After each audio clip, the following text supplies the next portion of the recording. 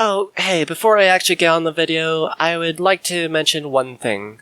During its production, Arlum Grim also covered this topic, and I would highly recommend giving the video a watch, covering some of the more concrete topics. And that's all I just wanted to say. Let's get on with the video now.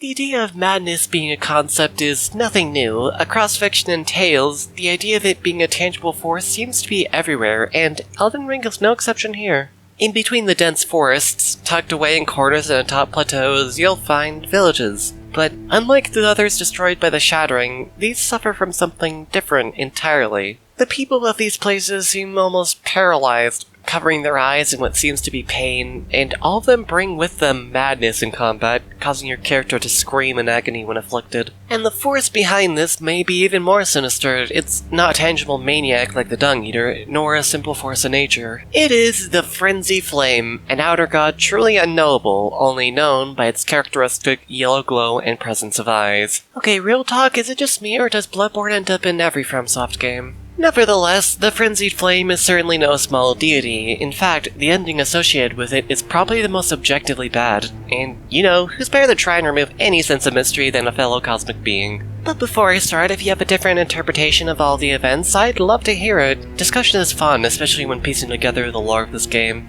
The quest surrounding the Frenzied Flame is certainly an odd one. Most likely you won't even find it on a first playthrough. And that's because it's tucked away, far underneath the Shunning Grounds, where most may not even think to look. Mostly because it's blocked behind a confusing labyrinth, a fuck ton of enemy spam, a reskin of Moog, and a fake wall for good measure. But if you get past all that and a pit, you've finally reached where you need to be. Afterwards, take off your clothes, yes, this is important, and head on in.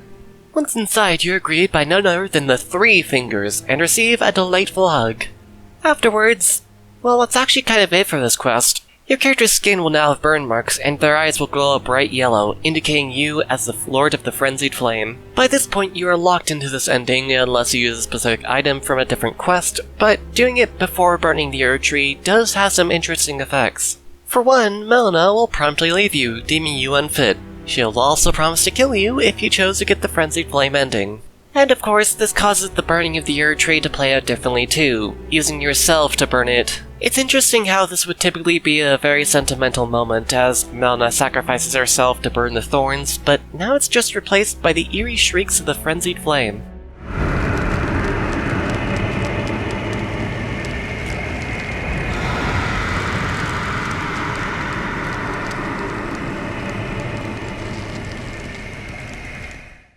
From there, it's mostly the same up until the ending. But before all that, there is one actual quest that does coincide with the Frenzied Flame.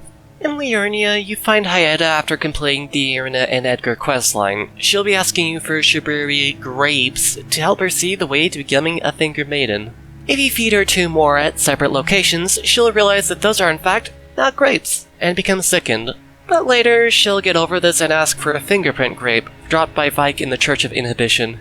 After all that, she'll lastly appear in the same room you embraced the Frenzied Flame in, asking you to touch her, the act of which literally melts her eyes, and grants her the wisdom of the 3 fingers, after which she burns to death, dropping the Frenzied Flame seal. You'll notice I skipped over a very large portion of dialogue here. Unlike Dunier's quest, the NPC dialogue is actually insightful, and it would be best left amongst all the other pieces to this puzzle. But moving on to the end, you become Lord of the Frenzied Flame. Marika's body crumbles to pieces, and the Erd Tree itself is engulfed in flame, and soon after, the entire world. If Melina left you earlier, there will be a sort of secret cutscene afterwards. Here, we see Torrent's ring burning away due to the flame, and Melina promises to keep her word, promising to deliver upon you destined death. Well, that was certainly a roller coaster of events to go through. But now is the fun part, where you take apart literally every string of text relating to the flame and seeking out what the hell is going on. Best place to start is that dialogue I made earlier, as when HYETTA receives the knowledge of the 3 fingers, she imparts something interesting before burning to death. All that there is came from the one great. Then came fractures, and births, and souls. But the greater will made a mistake. Torment, despair, affliction, every sin, every curse, every one born of the mistake. And so, what was borrowed must be returned. melt it all away with the yellow chaos flame, until all is one again. So according to this, all of existence came from something called the One Great. This occurred when the Greater Will fractured it into all life, but this also brought with it suffering and despair.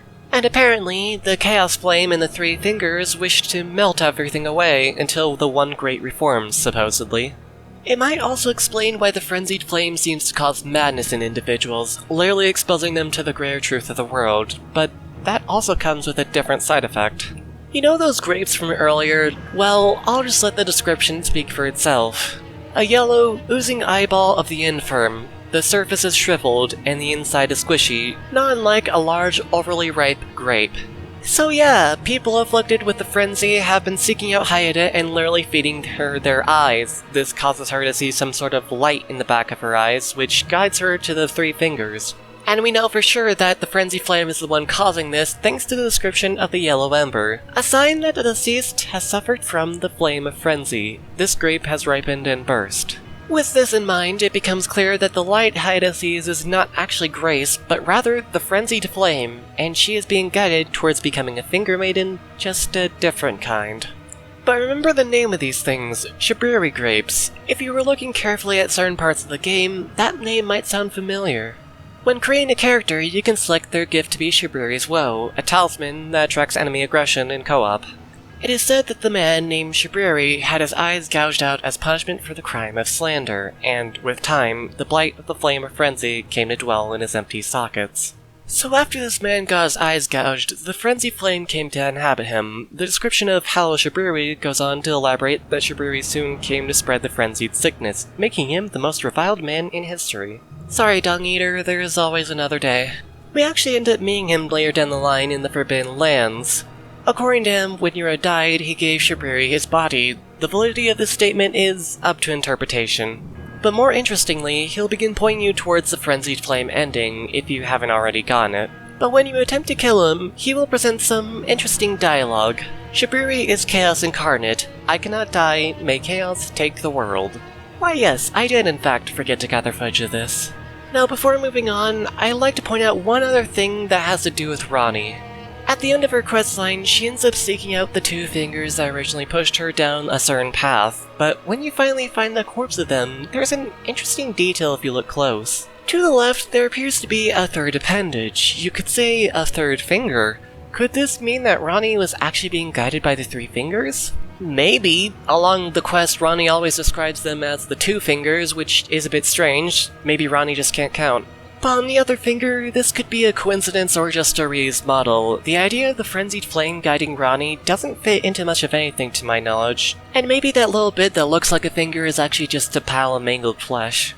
There is also one last thing I mentioned, which is that you can actually escape the frenzied flame ending by following Millicent's questline. You can get Mikola's needle. Using it in Placey Dusak's arena, you are completely cleared of the frenzied flame. The description states that the needle wards away the meddling of outer gods, so it makes sense. I'll save the actual details of this quest for a time later, gotta keep some content. That's all I could find that seems to have any relation to this questline. Now, what do I think about all this, and what does this indicate about the frenzied flame?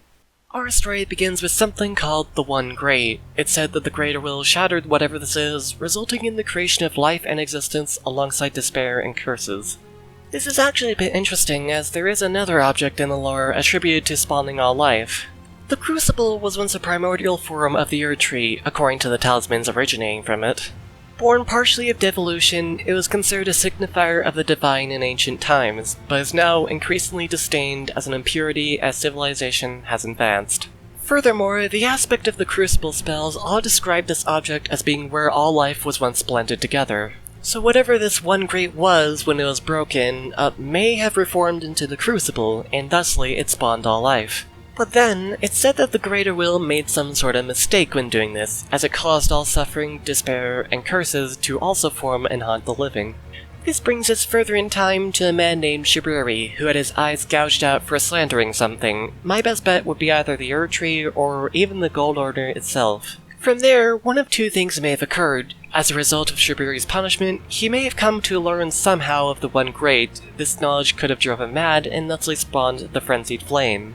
Or he might have ended up in contact with the Three Fingers, somehow granting him the power of the frenzied flame. From there, the result is the same. Shiburi began to spread his madness, and thusly forming a cult around chaos. Entire villages were driven insane, and those with some semblance of sanity began to gouge their own eyes out, feeding them to a maiden. Shiburi himself would later die in body, but would continue to live on as Chaos Incarnate. This could possibly mean he is quite literally the outer god behind the frenzied flame, or at least a part of it. While yes, the Rune of Death being sealed would probably stop him from dying, he doesn't actually become undead, so maybe somehow, hosting the frenzied flame allowed him to ascend to some point of godhood. Some would soon come to meet the Three Fingers as well, receiving its mark and inheriting the flame, but for whatever reason, none made it to becoming a true lord, and instead, they'd eventually lose their own eyes, which became the Fingerprint Grapes. Vike is a great example of this, being misled by Shiburi to this fate. But the resulting grapes would be fed to a certain maiden, who is most likely HYETTA. When she ate them, she'd come to see flickers of the frenzied flame, guiding her towards the Three Fingers. Oh, by the way, if you're wondering, the grapes are apparently sweet with a burning sensation. You're welcome for that information. And this brings us to modern day, where a Tarnished would meet the Three Fingers and inherit the flame. This causes their companion, Melina, to leave. She seems to know what the frenzied flame is, or perhaps the truth behind it, and promises to kill the Tarnished if they ever become Lord. Maidenless again. From there, the Tarnished can either choose to ward off the flame or become its Lord. When doing the latter, Marika's body crumbles to pieces alongside the Elden Ring itself. The Erd Tree is engulfed in flame alongside all Lanedale, and what happens next depends on whether or not you saved Melina. If you did, most likely the frenzied flame goes unchallenged, eventually melting away all the world until it all becomes one again, at least supposedly. However, if she was quote-unquote saved, she'll show up later where the frenzied flame was unleashed, promising to deliver destined death upon the player. Now, in all this, you might wonder where your player character is. Well, I think it's none other than this thing.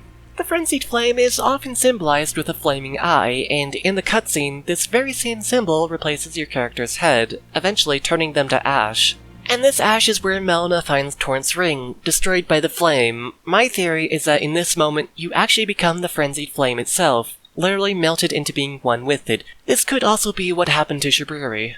And at face value, sure, this could be argued as another neutral or even good ending, just like Dung Eaters, but there is one thing everyone knows about gods, which is that they lie. Perhaps this is all just a scheme to not make everything one, but to destroy it. But that is up to interpretation, and that is where our story ends. The Frenzied Flame has to be one of the more interesting gods, both from how much it's involved in the world to its very nature, and like the nature of all Eldritch beings, we may never come to discern that.